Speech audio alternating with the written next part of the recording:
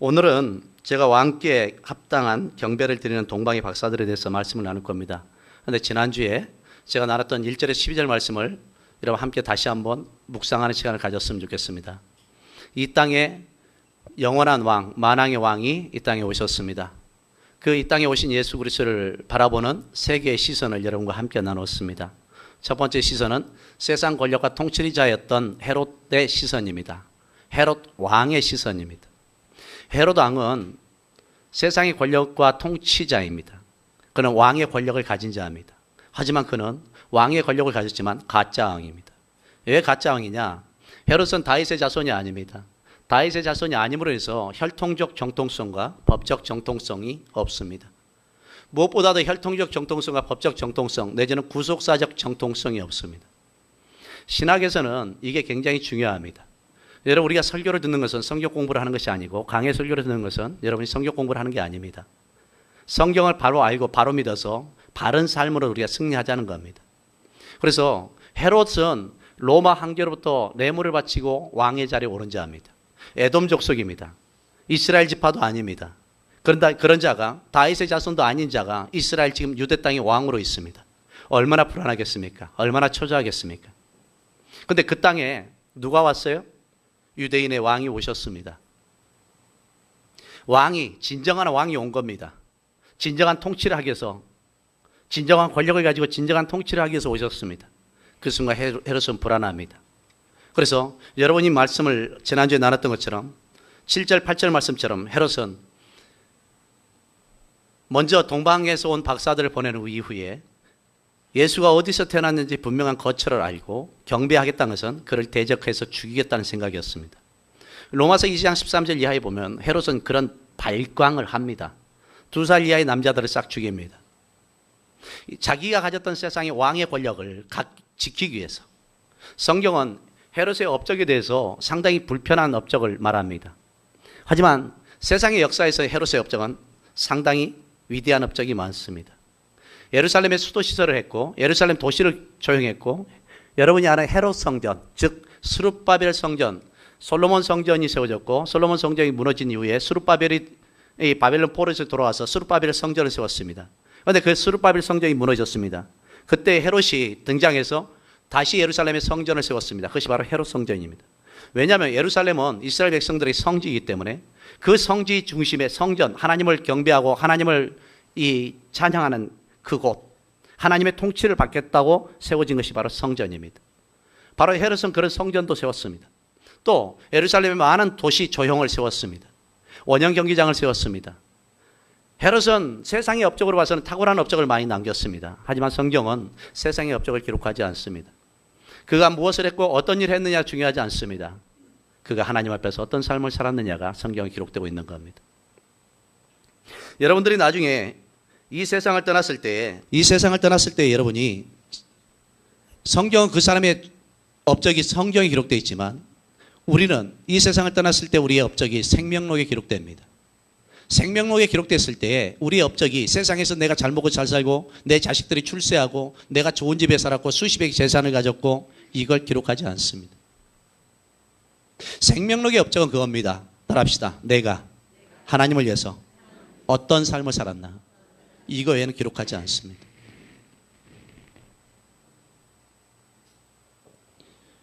헤롯은 이 땅의 왕이었지만 진정한 왕은 아닙니다. 진정한 왕이 예수가 오셨을 때 그는 예수를 대적했고 예수를 죽이고자 했던 겁니다. 두 번째, 종교 지도자들입니다. 종교 지도자들의 시선은 지금 이대로의 시선입니다. 예루살렘과 성전만 있으면 종교 지도자들은 자기들이 먹고 사는데 불편함이 없습니다. 세상의 권력은 헤롯이 가지고 있지만 종교적인 권력은 종교 지도자들이 갖고 있는 겁니다. 세상 왕이 부럽지 않습니다. 이들은 쉬운 말로 로마의 이 가톨릭의 교황처럼 이들은 쉬운 말로 종교의 왕들입니다. 세상의 왕인 헤롯과 종교의 왕적 역할을 감당하는 이 종교 지도자들. 그래서 예루살렘과 성전만 있으면 그들은 아무것도 불편함이 없습니다. 예루살렘은 이스라엘 백성들의 성지이기 때문에 이스라엘 백성들이 예루살렘을 중심으로 모여들 수밖에 없고, 그러면 예루살렘 중심으로 모여들어서 그들이 하나님께 예배를 드리고 예물을 드리기 위해서는 성전이 필요했던 겁니다. 그 성전의 중심이 바로 종교 지도자들입니다. 종교 지도자들은 예수님이 오셨다는 그 얘기가 그들에게 별로 관심을 끌 만한 사건이 아닙니다. 헤롯이 그리스도가 어디서 나겠느냐고 묻습니다. 여러분. 그랬을 때 종교 지도자들은 미가서 5장 2절을 딱 들이밀면서 뭐라고 하냐? 6절이죠. 베들레헴이라고 말합니다. 베들레헴이란 것이 벳이란 것이 무슨 뜻이라고 했어요? 집이라고 그랬잖아요. 레헴은 떡집입니다. 구약에 예언된 베들레헴 떡집 마을에 예수님이 오신 겁니다. 요한복음 6장에서는 예수님은 스스로가 나는 생명의 떡이라고 말씀하셨습니다. 세상에서 우리가 무엇을 먹고 마시고 입을까를 중점 두고 산다면 예수님은 우리의 영혼의 양식을 위해서 이 땅에 왕으로 오신 겁니다. 우리의 생명의 떡이 되신 겁니다. 하지만 종교 지도자들은 지금 이대로가 좋습니다. 내가 누리는 지금의 이 환경, 이 여건, 누구도 타치하지 않는 이 상황이 너무 좋은 겁니다. 여러분은 헤롯이 누렸던 그 권력의 맛, 그리고 세상에서 여러분이 누리고 있는 이 권력의 맛, 그것이 좋아서 주저앉아 있다면 여러분, 우리가 이 땅에 오신 예수 그리스도와 우리의 삶은 전혀 상관없는 슬픈 삶을 살 것입니다.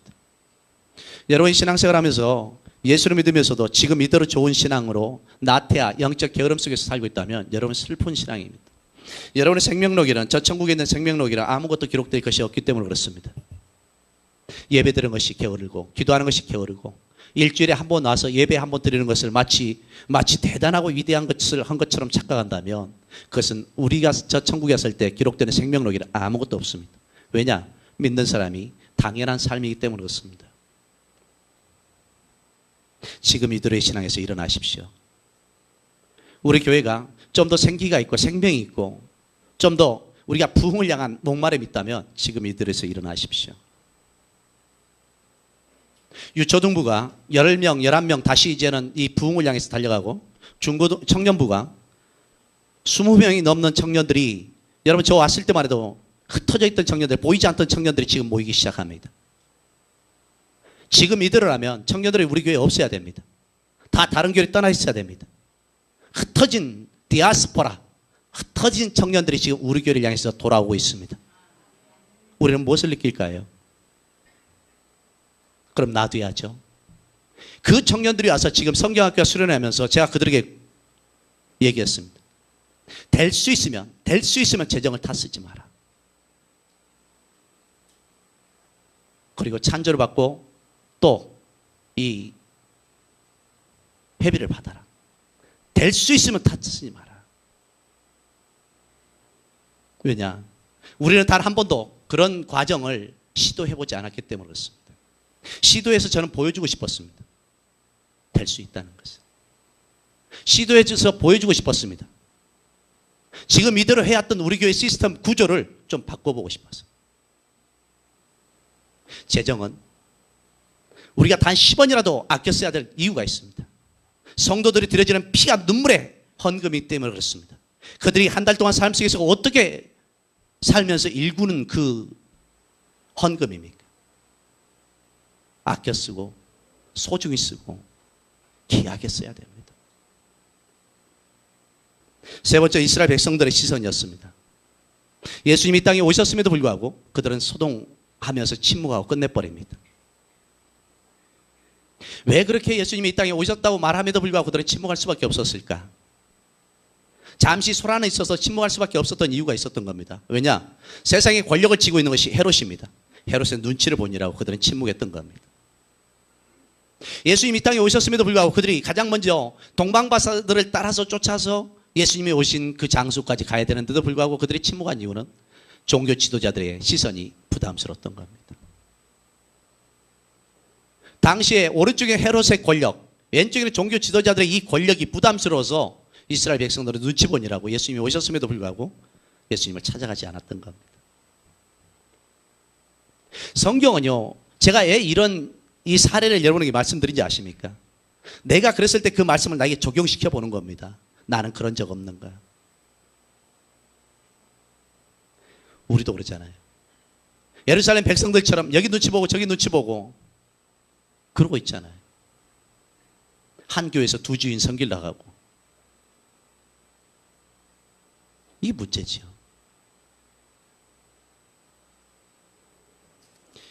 여러분, 예수님은 요한복음 53장 2절 말씀에 이런 말씀을 하셨습니다. 예수님을 향해서. 예수님은 연한 순 같고 마른 땅에서 나는 뿌리같이 모양도 없고 풍채도 없어 사람들이 보기에 흠모할 만한 아름다움이 없다. 예수님이 어떤 분이냐? 연한 순 같고 마른 땅에서 올라온 뿌리 같고 모양도 없고 풍채도 없고 흠모할 만한 아름다움이 없는 모습으로 이 땅에 오셨다는 얘기입니다. 그런데 우리는 예수님을 그릴 때 예수님의 성화를 보면 어떤 모습이죠? 너무나 잘생겼잖아요. 풍채도 좋잖아요. 식스팩도 있고, 그죠? 가슴에 근육도 막 그냥 춤을 추고, 내 근육보다 좋은 것 같아요. 키도 그냥 스탠다드고. 여러분, 2000년 전에 그런 예수님이 탁 흰머리는 아니지. 갈색머리라고 하나요? 이 머리 착 휘날리면서 걸어가 보세요. 얼마나 여자들이 흠모했겠어요. 어머, 오빠. 나는 감사해요. 왜? 키 작은 게. 어머, 오빠하고 따라할 사람이 없더라고. 이 말은 무슨 얘기냐면 예수님의 첫째는 예모입니다. 예모. 우리는 예모 컴플렉스가 너무 많아요. 현대인들이. 그래서 예모 컴플렉스에서 벗어나지 못해서 보톡스를 맞고 성형수술하고 많은 돈을 투자합니다. 그럼에도 불구하고 자유하지 못합니다. 사람의 불행이, 여성들의 불행이 거의 예모에서 오는 것 같아요. 또 사회적 요구가 그러니까 그럴 수 있다고 봅니다. 하지만 예수님은 우리에게 그렇게 말씀합니다. 나는 흠모할 만한 아름다움이 없는 모습으로 이 땅에 왔다. 즉 내 신체, 머리에서 발끝까지 내 신체 중에서 내가 드러내고 자랑할 만한 거 하나도 없다는 얘기입니다. 그러니까 여러분, 옆 사람 보면서 인사합시다. 당신이 제일 아름답습니다. 한 번 더 인사할까요? 주름 하나까지도 어쩜 그리 섹시한지요.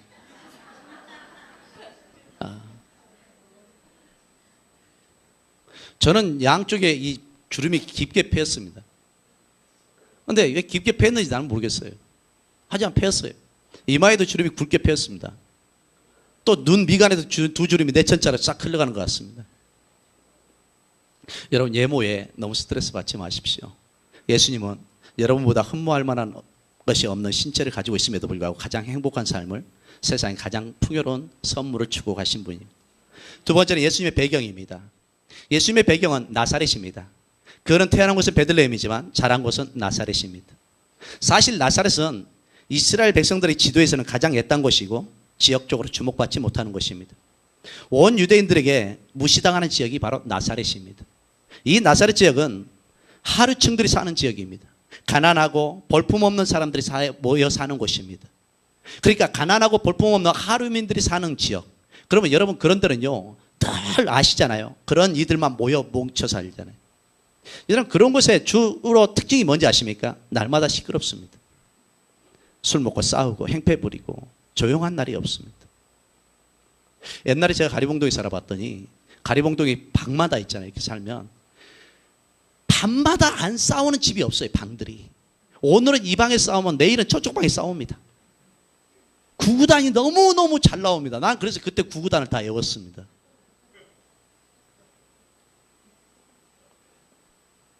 방귀만 껴도 옆방이라 발 들립니다. 바로. 이야. 그런데 예수님이 바로 그런 곳에서 성장했다는 얘기입니다. 예수님이 그런 배경을 통해서 뭐라고 하는지, 우리에게 뭘 위로한지 아십니까? 지금에 감사하십시오. 지금 있는 장막, 지금 살고 있는 환경에 감사하시라는 얘기입니다. 부러워하지 마십시오. 부러워하면 집니다. 부러워하면 집니다. 여러분이 지금 가지고 있는 것을 감사하시고 그걸로 행복하게 사시면 됩니다. 세 번째는 예수님의 스펙입니다. 저가 누구에게 배웠기에 이런 말을 하느냐는 성경 말씀이 자주 나옵니다. 복음서에서. 저가 누구의 제자이냐 이 말입니다. 바울은 그것이 이미 자기에게 올무가 될까 봐 나는 가말리엘, 레스승이 가말리엘이라고 말합니다. 나는 로마 시민권을 가지고 있다고 말합니다. 왜? 그것이 복음 전하는 데 있어서 뭐가 되지 않도록, 아킬레스건이 되지 않도록. 하지만 예수님은 그의 스승이 없습니다. 왜냐하면 유대인들은 바리새파, 사두개파, 에셈파 이렇게 파들이 있습니다. 그런데 그 안에는 각 파들이 주장하는 또 이 학설을 얘기하는 또 다른 파들이 있습니다. 예를 들어서 뭐 힐랄파가 있고 이런 파들이 있습니다. 그러면 유대인들은 랍비가 되기 위해서는 그 교육을 받아야 됩니다. 그래서 교육을 받은 사람들에게 쉬운 말로 라이센스를 주는 겁니다. 그 사람들만 랍비로서 가르칠 수 있는 겁니다. 그런데 예수님은 그런 랍비의 교육을 받은 적도 없고 그런 라이센스를 가진 적도 없는데 이가 가는 곳마다 뭘 전해요? 말씀을 풀어서 해석한단 말이에요. 그러니까 종교 지도자들이 봤을 때, 바리새인들이 봤을 때, 사두개인들이 봤을 때 도대체 저의 스승이 누구냐? 저가 어디 학교를 졸업했냐 이 말입니다. 하지만 예수님은 초등학교 문턱도 못 가봤습니다. 그런데도 불구하고 예수님은 세상에 가장 큰 행복을 주신 분입니다. 여러분 스펙에 너무 치우쳐서 힘들어하지 마십시오. 하나님이 여러분에게 주신 은사, 선물이 있습니다. 그 선물을 가지고 여러분이 행복하게 여러분 인생을 만드십시오. 때로는 예수를 안 믿는 사람들이 세상에서 우리가 일반적 도전을 주는 사람들이 많습니다. 어떤 사람이 설렁탕집을 하면서 몇 번 시행착오와 실패를 반복하다가 여러분 밤을 잊고 새벽까지 내가 특별한 자기만의 노하우를 만들어가는 사람들이 얼마나 많습니까? 그래서 새벽 3시, 4시까지 깨어서 그 자기만의 어떤 노하우를 만들어서 여러분 그 사람들이 나중에 대성공하는 것을 보십시오. 내비게이션에도 안 나오는 지역을 사람들은 그 맛을 따라 소문 따라서 오프라인으로 따라갑니다. 쫓아갑니다. 믿습니까? 우리 교회도 그럴 수 있습니다. 우리 교회도 그런 교회가 되기를 소망합니다. 나는 여러분이 그런 사람이 됐으면 좋겠습니다. 그런 열정을 가졌으면 좋겠습니다. 믿습니까? 세 번째 예수님의 경제력입니다. 여우도 머리 둘 것이 있고 공중 나는 새도 둥지가 있지만 인자는 머리 둘 것이 없다고 그러죠. 여우도 굴이 있지만. 왜 제가 예수님의 이 이사야서 52장 53장 2절 말씀을 동방박사 얘기를 꺼내기 전에 쑥 집어넣냐 그겁니다. 당시 헤롯과 종교 지도자들과 이스라엘 예루살렘 백성들은 오신 예수를 그들은 거부했던 겁니다. 그런데 이 이방인 동방에서 온 박사들을 보십시오. 이방 사람이면서 이방인인 사람들이 누구를 예수를 경배하겠다고 동쪽에서 예루살렘까지 왔습니다. 그 거리는 동쪽이라고 해서 오늘 지도상 봤을 때 대한민국 지도로 동쪽은 강원도지만 이스라엘에서 지도상 동쪽은 바벨론이나 페르시아 쪽입니다. 하지만 예수님 당시에 바벨론은 존재하지 않습니다. 페르시아도 없습니다. 왜? 이미 거의 로마가 정복한 상황이니까 그렇습니다. 그런데도 불구하고 바벨론, 페르시아라는 단어를 쓰는 이유가 있습니다. 왜냐? 동방에서 온 이 사람들이 바벨론 내지는 페르시아의 영향을 받았을 거란 얘기예요. 그럼 어떤 영향을 받았겠냐는 겁니다. 이스라엘 백성들이 아수르에 멸망당하고 아수르는 바벨론에 멸망당했을 때 바벨론에 의해서 유다가 멸망당하면서 유다에 있는 이스라엘 백성들이 포로로 다 끌려갑니다. 근데 포로로 끌려갈 때 바벨론에서 포로로 데려갈 때 흔히 말해서 나사렛 출신 같은 하류민들을 끌고 가지 않습니다. 흔히 말해서 이들의 귀족이라든가 상류층 인생들을 다 끌고 갔던 겁니다. 지식인들을.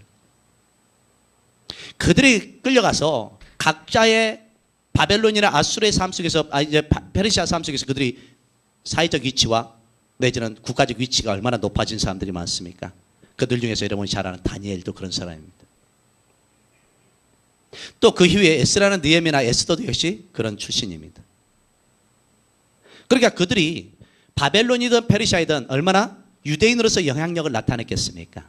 그럼 유대인으로 영향력만 나타냈을까요? 아닙니다. 하나님의 사람으로서 하나님의 율법, 말씀을 가지고도 그들에게 많은 영향력을 나타냈을 것입니다. 그리고 그로 인해서 많은 이방인들이 많은 바벨론과 페르시아 사람들 중에서 하나님을 영접한 즉 이스라엘 백성으로서 개종한 사람들이 많이 있었을 겁니다. 이 동방박사들을 마태가 쑥 집어넣어서 이 황금과 유향과 몰약을 갖다 바쳤다고 했을 때는 동방박사들이 믿지 않는 사람들이 예수를 경배하겠다고 온 것은 아닙니다. 우리는 자꾸 성경을 잘못 보고 착각하는 경우가 많습니다. 우리는 그런 얘기합니다. 동방박사들은 점성술사들이고 점술가들이고 별을 보면서 점을 치는 사람들이니까 그것 따라서 왔을 것이다. 그리고 와서 유대인의 왕 예수를 경배하고 황금과 유향과 몰약을 드리고 갔다. 그럼 이 사람들이 도대체 예수와 어떤 상관이 있어서 왜 예수를 위해서 여기까지 왔느냐는 겁니다. 자꾸 우리는 암울한 성경을 보면서 자기가 최고로 알고 자기가 모든 것을 다 알고 있는 것을 착각하고 삽니다. 우리가 알 필요가 있습니다. 동방에서 온 박사들은 신앙이 있는 사람이냐 없는 사람이냐라고 정의를 내렸을 때 그들은 신앙이 있는 사람들입니다. 마태는 신앙이 없는 사람들을 기록해서 여기에 예수님을 경배하기 위해서 왔다고 기록하지는 않을 겁니다. 누가복음 2장에 보면은 또 다른 특별한 사람들이 나옵니다. 한 사례를 같이 비교해 보겠습니다. 누가복음 2장에서 오신 예수를 바라보면서 지극히 높은 곳에서 하나님께 영광이요 땅에서는 기뻐하심을 입은 사람들 중에 평화라고 외쳤던 사람들이 누굽니까? 목동들입니다. 이들은 하류인들입니다. 당시 2000년 전의 목동들은 누가 그들을 신뢰하지도 않습니다. 인정하지도 않습니다. 그들은 세상 말로 말하면 말빨이 통하지 않는 그런 직업을 가진 자들입니다. 남으로부터 무시받는 경멸의 대상이 바로 목동입니다. 그런데도 불구하고 그들에게 가장 먼저 예수가 이 땅에 오심을 보고, 그리고 그들은 나가서 찬양하면서 이 땅에 오신 예수를 알립니다. 그렇다면 그렇게 남에게 말빨도 통하지 않는 그런 하루충 인생들의 말들을 얼마나 누가 듣겠습니까? 하지만 아시나요? 성경은 이렇게 말합니다. 따라합시다. 귀 있는 자는 들을지니. 믿습니까? 복음은 귀 있는 자들이 듣는 겁니다. 두 번째, 누가복음 2장에서 또 다른 그림이 나옵니다. 여러분, 안나와 시몬을 아시나요? 시몬과 안나를 아시나요? 시몬은 나이가 오래된 나이 먹은 할아버지입니다. 그 다음에 안나는 나이가 84세가 된 과부입니다. 이 두 부류는 예수님이 오셨을 때 그들은 기뻐하면서 그 예수님을 환영하고 맞이하고 인정하고 경배합니다. 자기의 인생을 전부를 걸고 누구를 기다렸어요? 예수를 기다렸던 겁니다. 그래서 안나는 그가 몇 살의 과부가 돼서 몇 년 동안 과부였던 것을 보여주는 겁니다. 왜? 그만큼 홀로 돼서 누구를 기다리고 살았다는 얘기입니까? 메시아를 기다리고 살았음을 보여주는 겁니다.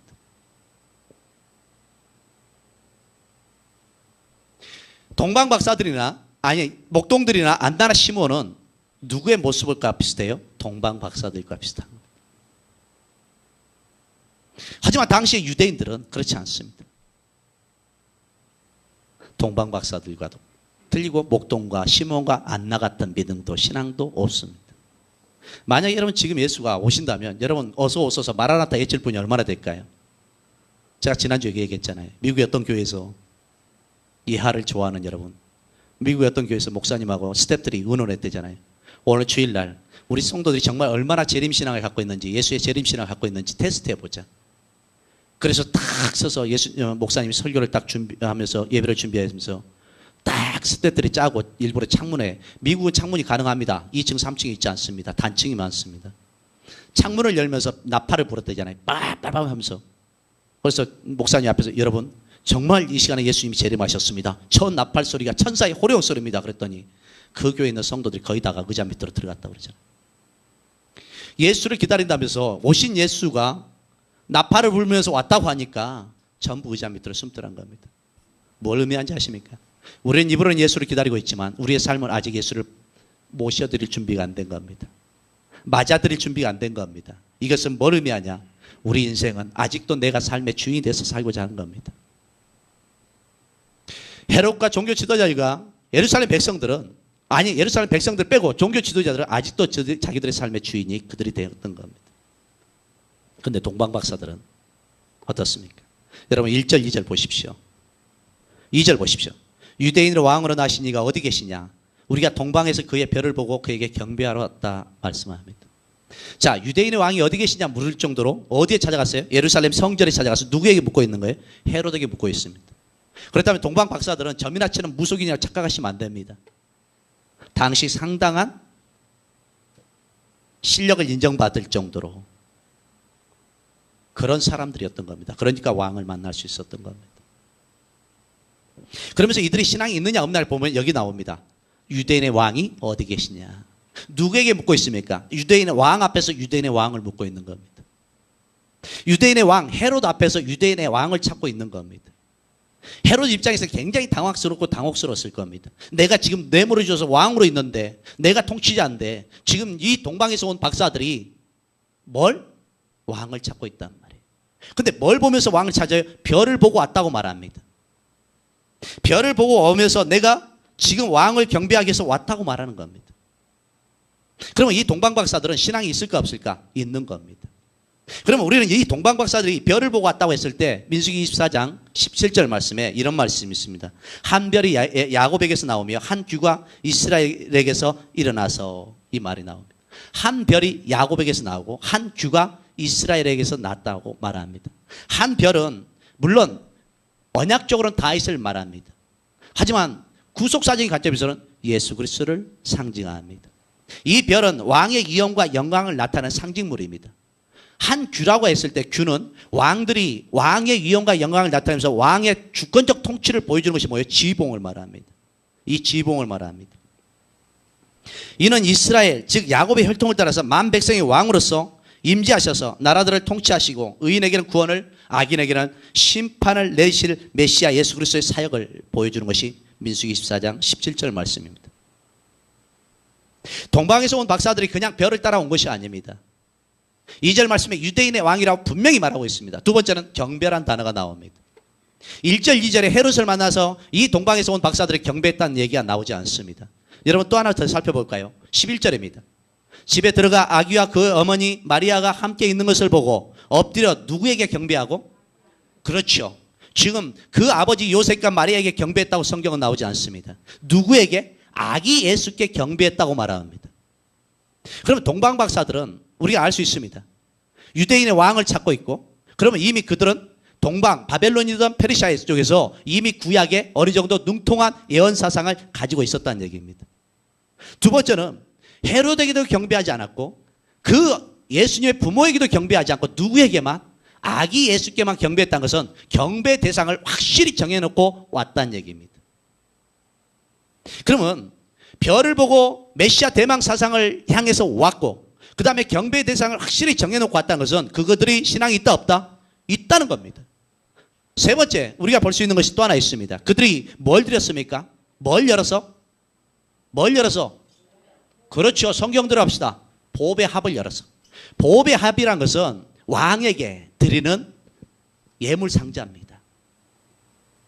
왕에게 뭔가 선물을 드리기 위해서 가지고 왔던 예물 상자를 보배 합이라고 합니다. 그것에 뭐가 있어요? 황금과 유향과 몰약이 들었던 겁니다. 이 동방 박사들은 분명한 메시아 대망 사상을 이들은 알고 있었고 그리고 그것을 연구하고 있었고 그리고 또한 그것을 어느 시점에선가 봤던 겁니다. 자, 또 하나 살펴보죠. 동방 박사들이 2절에 보니까 뭘 보고 왔다고요? 그 별을 보고 왔다고 합니다. 동방 박사들은 여러분 천문학자이고 점성술사들입니다. 즉 철학자들이고 과학자들입니다. 여러분 이 천문학이 발달한 곳이 어느 나라인지 아십니까? 유럽이 아닙니다. 중동입니다. 중동 지역에서 천문학이 발달했고 그리고 나서 그것이 유럽으로 넘어갑니다. 유럽의 중세시대 신학자들은 대체적으로 신학을 연구하기 위해서는 가장 먼저 많이 연구했던 것이 뭔지 아십니까? 천문학입니다. 그 다음에 철학과 과학입니다. 수학입니다. 왜? 천문학은요 하늘의 별을 보는 게 아닙니다. 우주를 보는 겁니다. 점성술은요 해와 달과 별을 가지고 점을 치는 겁니다. 우주를 본다고요. 그럼 이 우주 삼라만상이 어떻게 만들어졌을까를 그들은 연구하는 겁니다.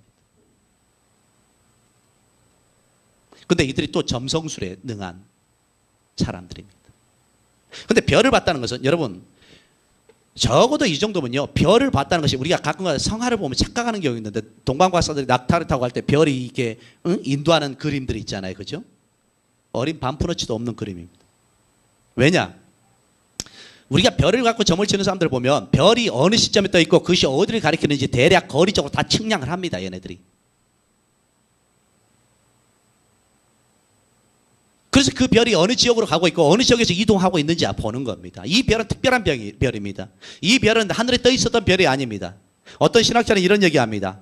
예수님이 이 땅에 오셔서 두 돌 될 때까지 그 별은 그 위에서 비추고 있었을 것이다.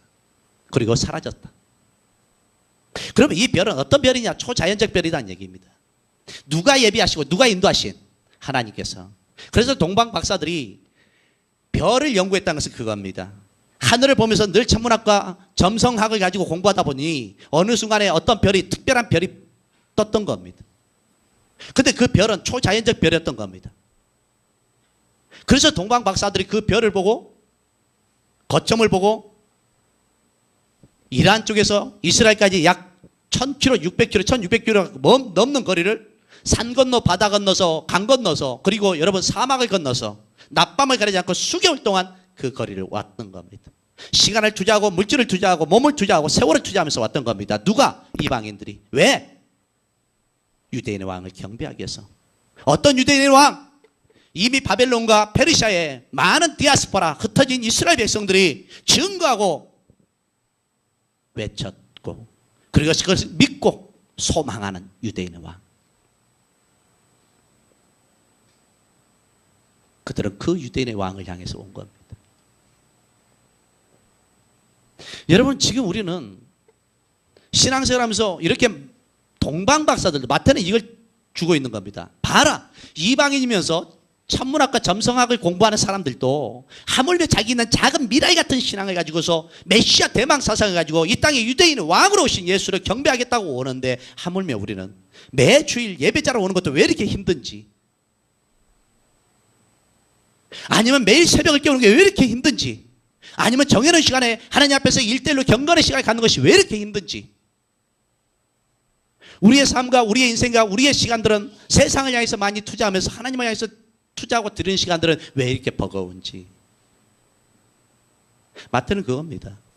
이방인 동방박사도, 동방에서 온 박사들도 그렇게 전부를 투자해서 아기 예수께 왔는데, 하물며 당시에 이스라엘 백성들과 종교 지도자들과 그의 통치자에 있던 헤롯은 무엇을 하고 있었느냐는 겁니다.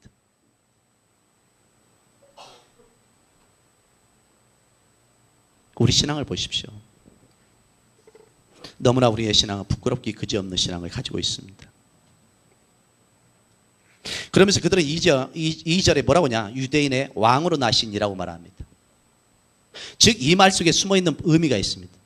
여기서 동방박사들이 했던, 따라합시다, 유대인의 왕, 여기서 말하는 것은 유대 이스라엘 백성들에게 있어서 왕을 말하지만 실제적으로는 구약에 예언된 다윗의 자손을 말하고 있습니다. 그래서 마태복음 1장 1절 이하에 보면 아브라함과 누구의 자손? 다윗의 자손이 그래서 나오는 겁니다. 즉 여기서 말하는 유대인의 왕은 다윗의 자손으로서 이 땅에 오실 샬롬의 왕. 그래서 이스라엘 백성, 흩어진 이스라엘 백성들을 모아서 또 하나로 만들어서 그 땅에 샬롬을 가져올 왕, 그 왕을 말하는 겁니다. 나시니가 어디 계시냐? 이 말씀은 이미 나셨다는 얘기입니다. 이미 오셨다는 얘기입니다. 이미 이 땅에 오신 그 예수가 어디 계시냐는 겁니다. 나오실 예수가 아니라 나심, 이미 나심입니다. 예수님이 2000년 전에 이미 오셨습니다. 아직 안 오셨습니다. 다시 오실 겁니다. 그때까지 우리는 우리의 신앙을, 우리의 인생을 어디에다가 투자하면서 살 겁니까? 제가 1부 때 결론 때 그런 얘기를 했습니다. 동방박사들은요, 이 이후로 등장하지 않습니다. 그들의 사명은 여기까지인 겁니다. 그러면 우리는 주님을 향해서 우리의 시간과 우리의 사명은 어디까지입니까? 우리가 드려지는 헌신의 시간은 얼마나 됩니까? 우리가 지금까지 살아온 인생 속에서 주님을 향해서 드려지고 바쳐진 시간은 얼마나 됩니까? 동방박사들은 여기까지였습니다. 하지만 그들은 과거도 기록되지 않았습니다. 현재 그들이 주님을 경배했던 내용만 성경은 기록하고 있습니다. 이것은 성경이 이 땅에서 세상이 주님이 오실 때까지 이 내용은 지워지지 않을 겁니다. 마찬가지로 우리는 이 세상에 수십 년을 살고 수십 년 동안 신앙생활하고 살다가 죽을 겁니다. 하지만 저 천국에 갔을 때 우리의 생명록에는 뭐가 기록될 것인가? 나는 주님을 향해서 드려진 시간과 주님을 향해서 바쳐진 사명은 무엇이 있는가? 그들이 드린 것이 뭡니까? 황금과 유향과 몰약입니다. 12절 그들이 뭘 드렸어요? 황금을 드렸습니다. 황금은 뭘 의미합니까? 11절에 그리스도의 왕권을 말합니다. 황금은 인간 세상에서 가장 귀한 보화를 의미합니다. 그래서 황금은 왕을 상징하는 예물입니다. 그 땅의 왕이 누구였습니까? 헤롯이었습니다. 하지만 진정한 왕은 누구다? 예수 그리스도이심을 말하는 겁니다. 그래서 동방박사들은 누구에게? 아기 예수께 황금을 바친 겁니다. 이것은 뭘 의미하느냐? 당신이 진정 나의 왕이시다. 이 땅의 진정한 왕이시다. 헤롯이 이 땅의 진정한 왕이 아니라 당신이 이 땅의 진정한 왕이시다. 당신은 우리의 왕이고 나의 왕이시다. 당신이 꿈을 꾸는, 당신이 소망하는, 당신이 그렇게 대망하는 샬롬의 나라가 이루어지기를 소망하는 마음입니다. 저는 우리 성도들이 우리 주님을 향해서 그런 신앙 고백이 있었으면 좋겠습니다. 예수님이 정말 황금처럼 귀하고 존귀하고 높임을 받는 이런 신앙이 있었으면 좋겠습니다. 신앙이 섣은 신앙이 되지 않기를 소망합니다. 신앙이 가벼운 신앙이 되지 않기를 원합니다. 신앙이 만만한 신앙이 되지 않기를 원합니다. 여러분, 신앙이 힘이 있고 경건하고 거룩하고 감히 누가 어떤 이도 함부로 볼 수 없는 그런 신자들이 되기를 소망합니다. 우리 교회가 그런 교회 되기를 소망합니다. 얕잡아 보는 교회, 무시당하는 교회, 날마다 시끄러운 교회가 아니라 이제는 한 주인을 모시고 한 교회에서 한 하나님을 찬양할 수 있는 한 성도들이 됐으면 좋겠습니다. 내려놓으십시오. 두 번째는 그들이 드린 게 유향입니다. 유향은 그리스도의 대제사장으로 중보 사역을 의미합니다. 유향은 향기가 강한 향료로서 예배를 드릴 때마다 향으로 피웠습니다. 성전에서 향을 계속 피웠습니다. 유향을 드렸다는 것은 성전에서 하나님께 올라가는 향을 말합니다. 그래서 구약의 성전에 성막이 들어가면 날마다 성전에 뭘 피워요? 향을 피웠던 겁니다. 즉 향은 뭘요? 우리의 중보자 되심을 상징하는 겁니다. 예수님은 지금도 우리의 중보자이십니다. 가난한 자, 약한 자, 병든 자, 상처받은 자들을 찾아오셔서 위로하고 격려하고 힘을 주고 회복시켰던 중보자이십니다. 지금도 하나님 보좌 우편에서 우리의 중보자가 되셔서 낙심한 자를 위로하고 병든 자를 고치시고 상한 자를 위로해 주신 줄 믿습니다. 사랑하는 성도 여러분, 여러분이 신앙생활하면서 아니면 인생을 살면서 혹시 지난 한 주간 동안 상처받은 것이 있습니까? 시험 든 것이 있습니까? 여러분을 상처 준 대상이 있습니까? 그들을 향해서 분노를 품지 말고 주님에게 나가서 고백해서 주님의 위로를 경험할 수 있기를 소망합니다. 우리의 중보자 되신 예수 그리스도는 무엇이든 어떤 것이든 위로하지 않을 것이 없습니다. 다 위로해 주십니다. 세 번째는 몰약을 드렸다고 말합니다. 몰약은 그리스도의 죽음을 상징합니다. 가장 달콤한 향을 뿜는 향료입니다. 예수님의 아름다운 성품을 상징하기도 합니다. 몰약은 장례를 치를 때 방부제 겸 향료로 쓰기도 합니다. 니고데모는 예수가 죽었을 때 몰약을 가져와서 예수의 몸을 발랐던 것입니다. 하지만 이미 예수님은 한 번 죽으셨기 때문에 또다시 죽을 필요가 없습니다. 우리는 그리스도에게 드려지는 몰약이 돼야 됩니다. 그 말은 무슨이냐? 예수 그리스도의 아름다운 성품이 우리에게 있어야 됩니다. 예수 그리스도의 아름다운 성품이 저와 여러분에게 회복되기를 소망합니다. 그래서 하나님의 잃어버린 형상과 모양이 회복되어서 하나님의 기쁨이 될 수 있기를 소망합니다. 할렐루야.